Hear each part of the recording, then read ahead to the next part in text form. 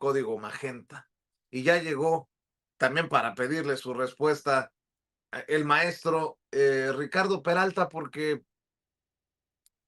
se ha convertido como en un blanco de estos sicarios de la información.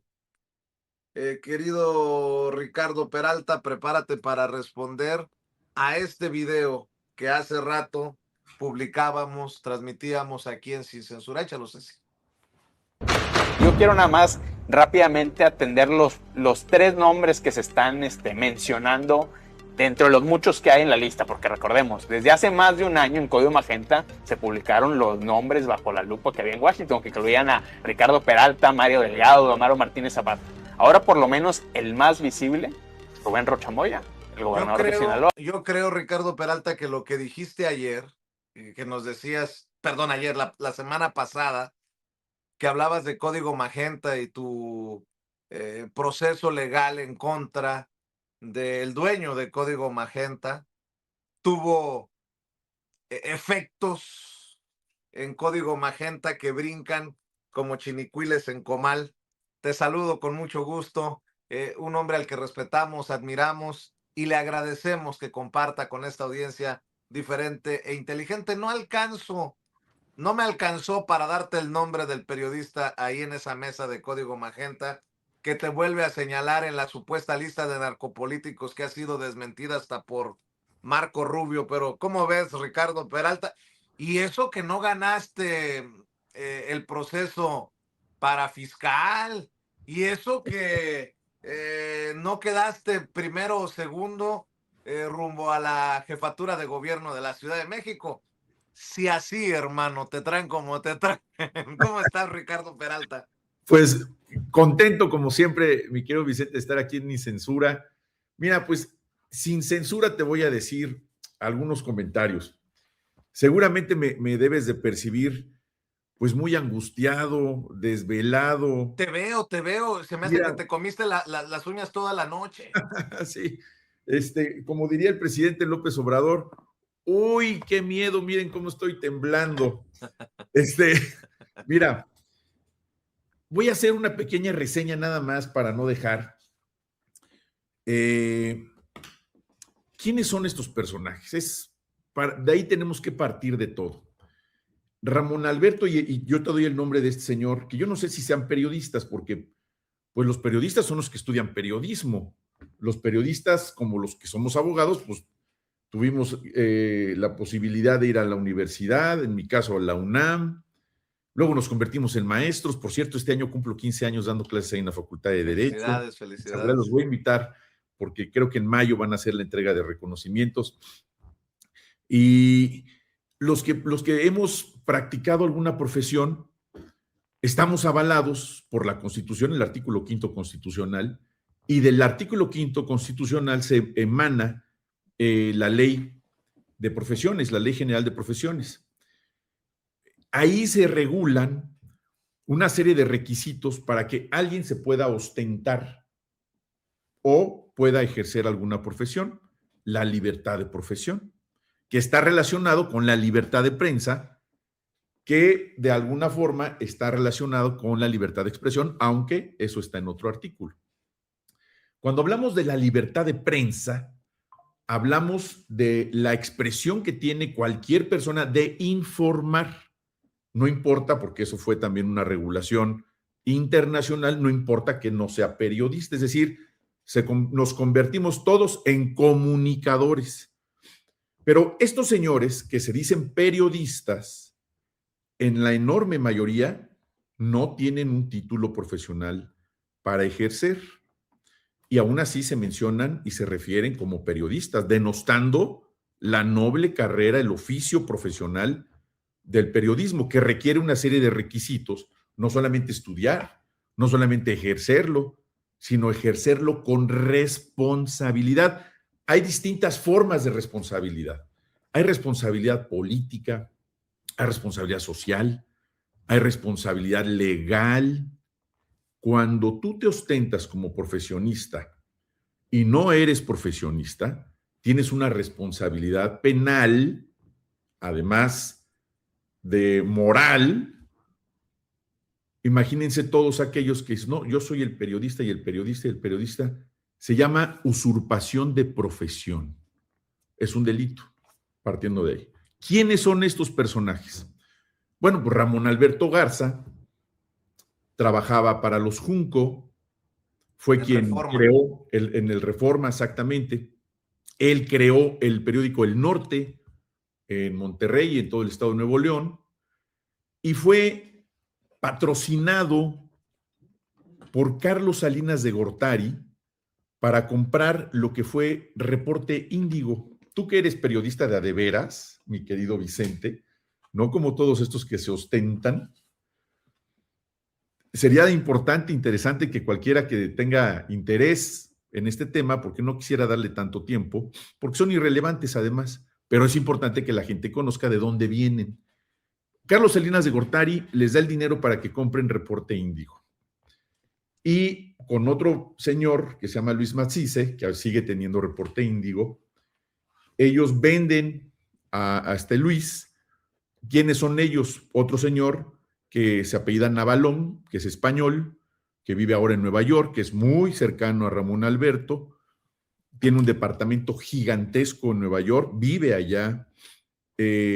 Tengo conocidos muy cercanos que han estado en ese departamento, historias muy oscuras de Ramón Alberto y el señor Navalón en ese departamento y otros más, que es parte de lo que uno tiene acceso a la información. Antonio Navalón. Sí, ese señor, el español. El que salía con sus comentarios editoriales con López Dóriga en Televisa. Pues son todos lo mismo. Y este señor Rodrigo Carvajal, el que salió diciendo este video que me acabas de poner ahí en tu programa, es su sobrino. Este chavo es de Coahuila y vive ahí en Monterrey. Te voy a mandar por ahí unas fotos de una casa de Ramón Alberto Garza, que hasta hace poco tiempo todavía se ostentaba como propietario en San Miguel de Allende. Es una casa histórica, una casa que cuesta cuando menos unos $5 millones.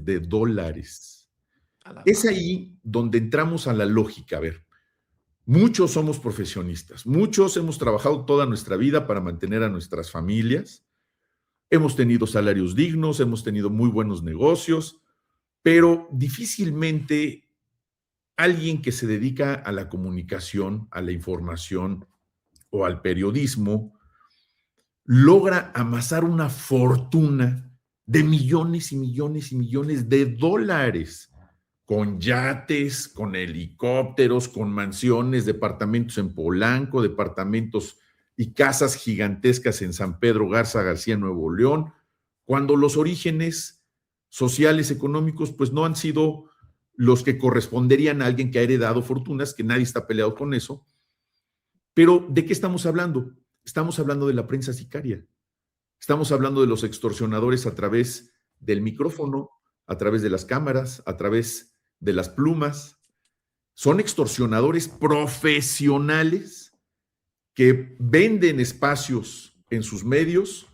Ahora Código Magenta, que es un medio de internet que se ha caracterizado por el amarillismo, se ha caracterizado por no contar con rigor periodístico, es decir, poder acreditar una fuente fidedigna de dónde se obtienen esas supuestas fuentes, más que, como tú lo decías, la fuente de los deseos o la fuente de las Cibeles. No hay más fuentes, son parte de la misma lógica y de la misma narrativa que a mí en particular, pues seguramente ahí se trata ya de una condición, de un diseño mediático con la intención de dañar, con la intención de denostar, de inventarse historias, publicitarlas en todas las plataformas digitales habidas y por haber. Y yo no me quise detener, como tú lo sabes, ya lo dije aquí en Sin Censura. Yo no me quise detener porque además soy abogado, soy un hombre de leyes, soy un ciudadano que conoce de derechos y además aquí los he invitado a aquellos que se han sentido agraviados por este y otros que a través de los medios, a través de los medios electrónicos, difunden mentiras. Por eso inicié una demanda por daño moral, porque desafortunadamente no existe la vía penal, pero en Nuevo León sí, y en Nuevo León también ya presenté mi denuncia penal en contra de ellos. Allá sí está vigente esa condición. Yo esperaría que eso de verdad en todo el país de nueva cuenta tuviera vigencia la condición de el título que se llamaba delitos contra el honor, para que todos los mexicanos que se sientan agraviados por cualquier persona, pero sobre todo para quienes tienen una responsabilidad social gigantesca de comunicar, que comuniquen con verdad. Claro. Y debe de ser sancionado. Entonces, no le vamos a dedicar más tiempo a estos personajes, los demandé, voy a ganar ese juicio. Lo que pasó con esta señora que, ¿cómo se llamaba? La que es... No, aguántame con eso, porque quiero que me des tu opinión acerca de este video y a petición de Nacho Rodríguez el Chapucero que nos expliques, porque no sé si viste que reventó como bomba noticiosa esa declaración. Por cierto, cabrones, si van a usar el material de Sin Censura, den crédito. Tomaron tu explicación sobre Lourdes Mendoza y se viralizó cabronamente. Y obviamente estoy seguro que no has escuchado nada de ella reclamándote ni nada por el estilo. Pero me llamó mucho la atención que publicara esto y dije yo, Ricardo Peralta tiene que reaccionar ante esto. Vamos a ver y escuchar lo que dice Lourdes Mendoza porque dice Lourdes Mendoza. Porque dice que es muy peligroso ser periodista como ella, periodista comprometida. A ver, échalo, Ceci. México, ejercer el periodismo en contextos de violencia y corrupción hoy en día es una actividad de alto riesgo. Y ojo, ya no solo por el crimen organizado, sino también por las instituciones que deberían protegernos y no castigar la labor informativa que hacemos. Cuando se intimida a la prensa y a los medios de comunicación y cuando se criminaliza la protesta, se fortalece la opacidad, el abuso de poder y el silencio. Así pues, defender la libertad de expresión y de manifestación no es defender privilegios, es defender la democracia, la sociedad. Y el gremio, salvo contadas excepciones, nos están quedando a deber, ¿o no? Claramente que sí. Mi querido Ricardo Peralta, pobre, con mucho respeto lo digo, con todo mi sarcasmo, pobre de Lourdes Mendoza, conocida en el bajo mundo de las redes sociales como Lady Chanel, porque se siente amenazada por ser periodista, porque hay ataques a la libertad de expresión desde este gobierno autoritario. Yo creo que tú tienes herramientas para poner en su lugar, en su justa dimensión, estas, me permites la expresión, patrañas, querido Ricardo.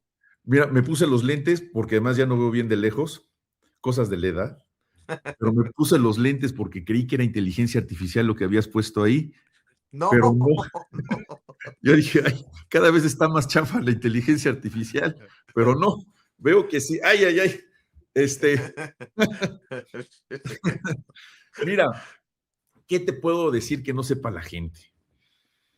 Todos ellos, todo ese grupo de voceros de la oposición, pues son exactamente lo que significa la oposición en México. Viven de la descalificación, viven de la mentira, obedecen instrucciones desde el extranjero. La gente debe de saber que existen estrategias como las conocidas como la guerra blanda. ¿Qué es eso? Es crear escenarios el golpe blando. Sí, el golpe blando, perdón, el golpe blando, donde estas estrategias muy bien estructuradas, hay que decirlo y hay que reconocerlo, lo saben hacer muy bien, y decía hace rato Nacho Chapucero con toda razón, falta una mano que de una vez por todas pueda descubrir el origen de los recursos que está patrocinando a estos voceros que se dicen periodistas, que se dicen atacados por un Estado autoritario. Es totalmente falso. Decía y dice bien Nacho, un exceso de libertad. Yo prefiero los excesos de derechos. Prefiero 1000 veces que haya un exceso de derechos. Absolutamente. Aquí hay alguna restricción. Pero dentro de esos derechos, que también exista la réplica, la posibilidad de defenderse, cualquier no solamente ciudadano mexicano, cualquier persona que pise territorio nacional, que se sepa que hay un derecho mexicano implacable contra los abusos, contra la violación de estos derechos. Incluso, pero dice incluso libertad de la expresión propia oposición. cuando lo han pervertido y lo han convertido en libertad, creen ellos de extorsión, en el caso tuyo, por lo que nos denunciabas. Sí, mira, yo creo que esta señora que además yo no le puse esos motes, eh, ¿No? no, eso es conocidísimo en las redes sociales. Habla ella, por lo menos me enteré porque me lo hicieron llegar entre ellos, tú, mi querido hermano, esa información de que me iba a demandar por daño moral. Pues primero hay que tener moral para que se pueda afectar alguna condición de su naturaleza, pero yo no le puse ningún mote. Yo les platiqué una historia de que llegó un muchacho diciendo que venía de parte de ella, ofreciéndome un catálogo de bolsas y que yo a su vez se la entregara a él o la comprara, y con eso ella me dejaría de molestar.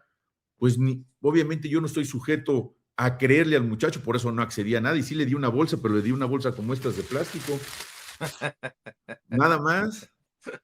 Este, si eso le ofendió a la señora, pues le ofrezco una disculpa, porque pues es una señora que merece respeto, pero lo que estén haciendo su nombre o lo que ella haya hecho en el pasado o lo que digan los millones de personas que le han señalado, como le han dicho en su mote, que todos conocemos, pues esa no es mi responsabilidad, es responsabilidad de cada Oye, quien. Ricardo, yo como chismoso, ¿cómo decía el presidente?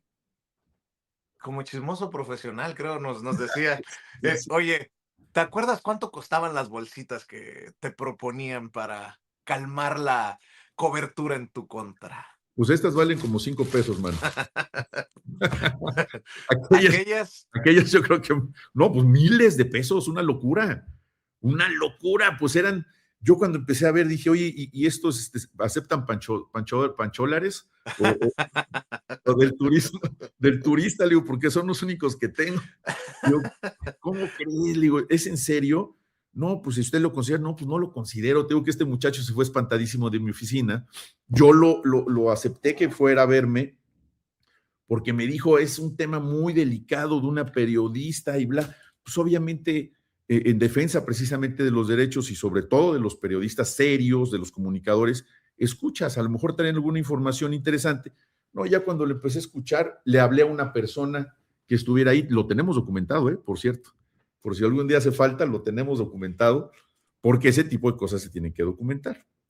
Y aparte, solicité la presencia de una persona, había otro conmigo en mi oficina, y después de que lo platiqué aquí, me dice, oye, qué buena memoria de todo lo que dijiste. Le digo, pues, por si me falla la memoria, también lo tengo documentado para los efectos que suelen ocurrir después de una condición de esta naturaleza. La verdad de todo esto, querido Vicente, es que la oposición y sus voceros no tienen tema, no tienen ninguna argumentación que defender ante la ciudadanía. Y hablando en esos términos, imagínate lo que significa para ellos encontrarse con una presidenta que ha hecho de la práctica política, de la práctica de gobierno, la soberanía. Lo hablábamos también aquí la semana pasada, el significado de la soberanía. porque hablas de soberanía, quiero que empecemos exhibiendo a los que no quieren entender o no tienen idea de lo que es soberanía. Fíjate que no es por el personaje, sino por lo que representa el personaje y quienes le reaccionan al personaje. Fíjate que ayer me encontré un tuit de Eduardo Verástegui. Empecemos desde ahí, Ricardo Peralta. Amén. Aleluya. Parece chiste, pero no lo es. Porque fíjate que quien le reacciona a este tuit es Elon Musk. O sea, de ese tamaño está la cosa. Eduardo Verástegui, creo que lo tiene Ceci, el tuit, dice, el presidente Trump ha sido el mejor presidente que ha tenido México en la historia. Creo que se lo mandé a Ceci el tuit. Y y responde con una carcajada. Elon Musk, ¿qué pedo? O sea, hablando de soberanía, esto que parece chiste y que no es chiste, lleva a uno de los hombres más ricos, si no es que al hombre más rico del mundo, a pitorrearse. Estoy seguro que no de Verástegui, sino de nuestro país. Eduardo Verástegui escribe: President Trump has been the best president Mexico has ever had. It's true. Y ante esto, la carcajada de Elon Musk. Hablando de soberanía nacional, hablando de amor a la patria. Ahora sí, mi querido Ricardo Peralta, para que quede establecido muy bien el tono y los temas. Yo amo mi país profundamente, querido Vicente.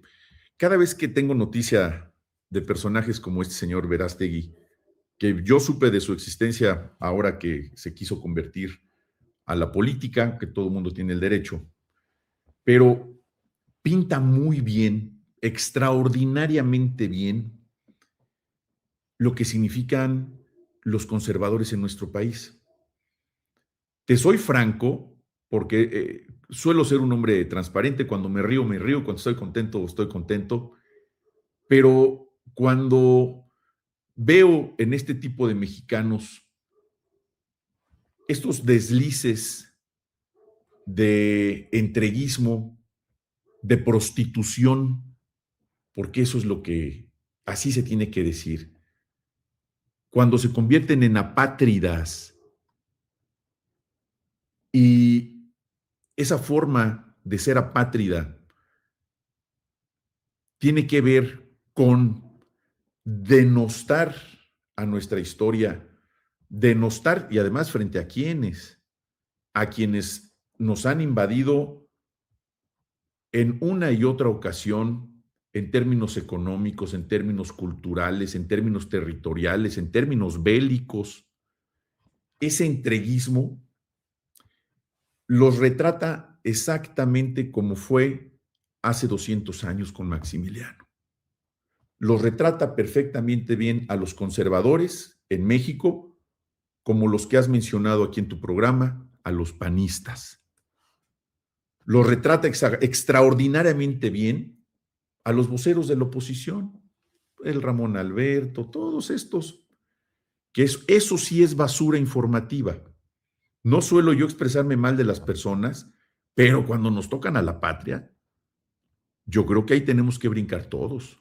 Desde el punto institucional, desde el punto de vista institucional, qué bien lo está haciendo la presidenta Claudia Sheinbaum. Por eso yo la podría nombrar la apóstol de la soberanía nacional, como una práctica diaria de gobierno, defendiendo nuestro piso, el territorio nacional, defendiendo el espacio aéreo, defendiendo el espacio marítimo, defendiendo a los mexicanos en el exterior, enfrentándose al gobierno de los Estados Unidos en este momento encabezado por Donald Trump, con inteligencia, con astucia, con inteligencia y con un nivel de Estado. Eso la convierte en la apóstol de la soberanía nacional.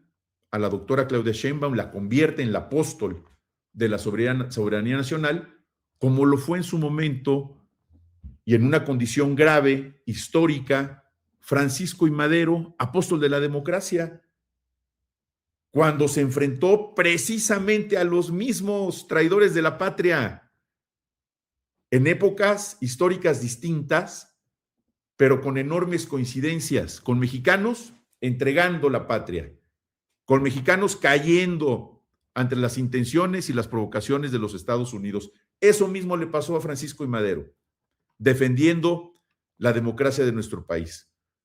Parte de un gran muro que hemos venido construyendo históricamente hablando.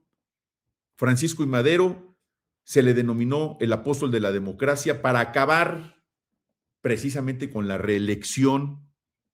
Esa gran frase de sufragio efectivo, no reelección, es el paradigma, el inicio de la democracia en México.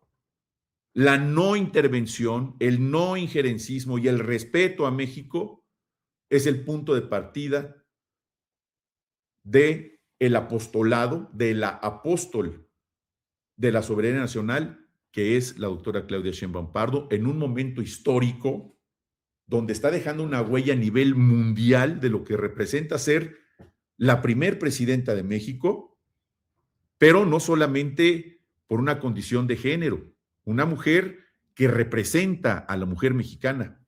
Lo decíamos también aquí en tu programa.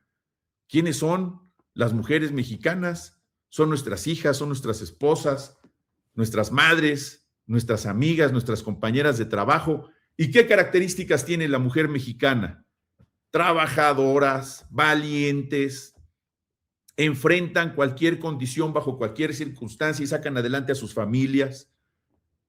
En este momento, la presidenta Claudia Sheinbaum escenifica lo que significa a la mujer mexicana. Por eso, cuando vemos estas quejas, la foto que me enseñaste hace rato que creía yo que era inteligencia artificial, y todas esas, ay Diosito, y todas las personas que viven denostando, mintiendo y actuando en contra de México, no hacen más que despertarnos la conciencia de lo mucho que tenemos que seguir luchando por este país y defenderlo, porque personajes como estos por 2 centavos se venden, te venden a ti, a todos.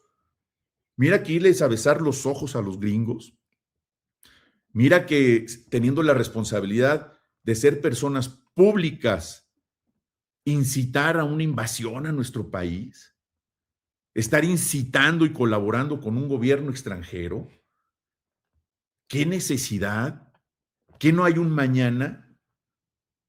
¿Qué no piensan en el legado histórico que pueden dejar a su descendencia? Bueno, este señor Verástegui no tiene nada, pero ya lo entrevistaba ahí Sabina Berman y dice que no ha encontrado a la señora de sus sueños. Cada quien, ¿verdad? Se vale.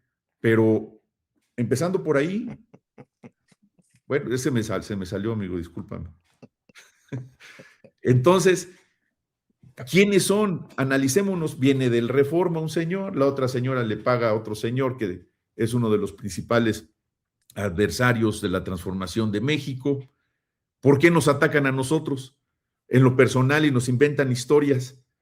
Porque no quieren que digamos lo que digo yo aquí en este programa y en todos lados donde participo, en periódicos nacionales, a donde voy, con mis alumnos en la Facultad de Derecho. Yo todo el tiempo estoy defendiendo a mi país y lo voy a seguir defendiendo. Y voy a defender la Ciudad de México y voy a defender cada vez que tenga oportunidad y sobre todo aquí en Sin Censura, que aquí es uno de los ejemplos donde hay una libertad absoluta de expresión y donde tenemos que seguir fortaleciendo estos medios y a Vicente Serrano, porque él sí es un periodista valiente, con credibilidad y sobre todo con autoridad moral. A él sí le creemos. Los demás que digan lo que quieran. Ahí están los tribunales, haremos lo necesario y seguiremos exhibiéndolos a los Verásteguis, a los Ramón Albertos, a los Dorings, a los Lilis. Ahí están las preferencias electorales, ahí están las encuestas. Cada vez la gente en México, incluso los que eran sus seguidores, cada vez más dejan de seguirlos precisamente porque no han podido convencer a nadie. Ahí están creando partidos políticos nuevos, háganme el favor. ¿Para qué? Buscando el erario a como dé lugar, acostumbrados a la chichi del presupuesto público. ¿Por qué? ¿Por qué no apoyar a nuestro país frente a las amenazas que tenemos y a la condición de riesgo que tienen nuestros migrantes en Estados Unidos? ¿Por qué no acompañar al país en un gesto de patriotismo? No importa la condición ideológica. No. Primero está el entreguismo, primero está el conservadurismo, primero está el racismo, la discriminación en contra de la gente. No, es que podríamos hablar horas sobre estos personajes, pero ese es su corte ideológico, esa es su figura humana y ese es el odio que le tienen a nuestro país. Todos los comunicadores que son responsables de difundir mentiras, de calumniar, de difamar, de inventar historias de narcopolíticos. Efectivamente, lo que habías dicho hace rato, sin duda, ¿cuánto tiempo tiene el narcotráfico gestándose como un delito en México y cuánto tiempo tiene que el crimen organizado se conoce como tal? Por lo menos 60 años, por lo menos 60 años. ¿En qué momento se amasaron las grandes fortunas que hicieron crecer toda esa infraestructura del crimen organizado? Por lo menos 40 años. ¿Y ya existía la transformación en México entonces?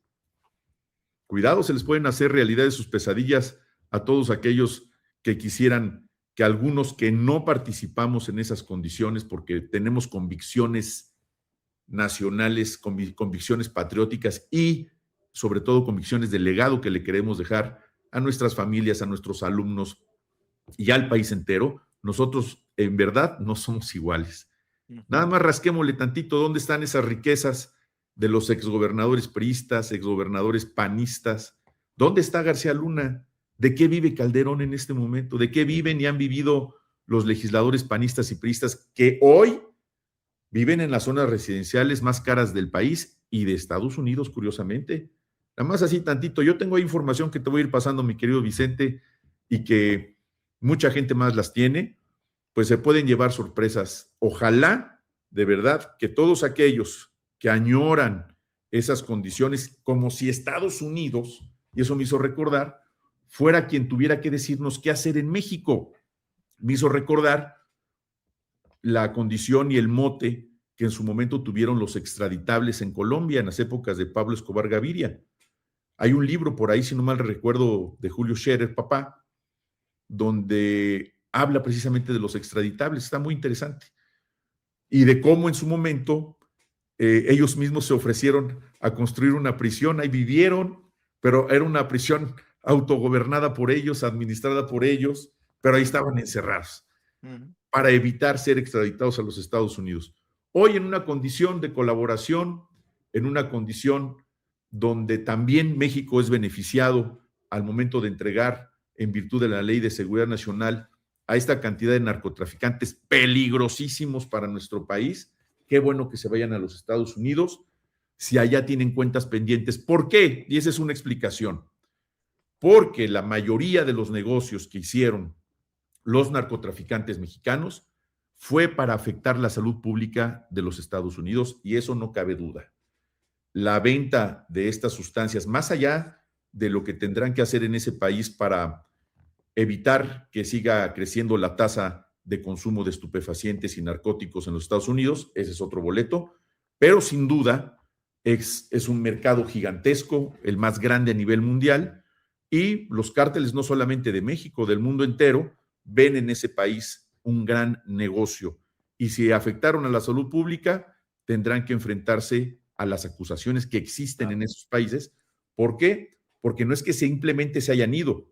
Responde a esto a una petición formal de los Estados Unidos. Son, en la mayoría de los casos, órdenes de aprehensión con fines de extradición que fueron enviadas hace años, incluso en algunos casos hace décadas. Claro. Y los gobiernos del PRIAM no los habían enviado. Será precisamente porque tienen alguna condición que contar en los tribunales de los Estados Unidos. Nosotros no nos preocupamos, no tenemos de qué, mi querido Vicente. Y como siempre, pues muy agradecido estar aquí en Sin Censura. Pórtate bien, Ricardo Peralta, si no, en alguna de tus pesadillas se te va a aparecer Lady Chanel pidiéndote una bolsa por ahí. Pusiste un sustazo. O Juan Ramón Garza en una mesa de diálogo. Ya pasamos de noviembre. Querido Ricardo, ¿por qué no cerramos invitando a la audiencia de Sin Censura a tus redes sociales, maestro? Con todo gusto, muchas gracias. En TikTok, maestro Ricardo Peralta, en X, Ricard-Peralta, y en el resto de redes, Instagram y Facebook, Ricardo Peralta Saucedo. Les mando un abrazo a todas y a todos. Un gustazo siempre verte, mi querido Vicente. Y pues continuaremos aquí. Espero, voy a poner un collar de ajos ahí en el cuarto para que no se me vaya a aparecer esa foto. Busque en el Heraldo de México la columna que escribe Ricardo Peralta, Claudia Sheinbaum, apóstol de la soberanía nacional. Creo que es importante la lectura y te agradezco mucho, Ricardo. Nos vemos la próxima semana o antes si lo amerita la noticia. Será un gusto, amigo. Hasta pronto. Muchas gracias. Ricardo Peralta, hablando con nosotros Sin Censura. Y vámonos de la Ciudad de México a Guanajuato, en donde se encuentra la diputada federal de Morena por aquel estado, la querida Antares Vázquez.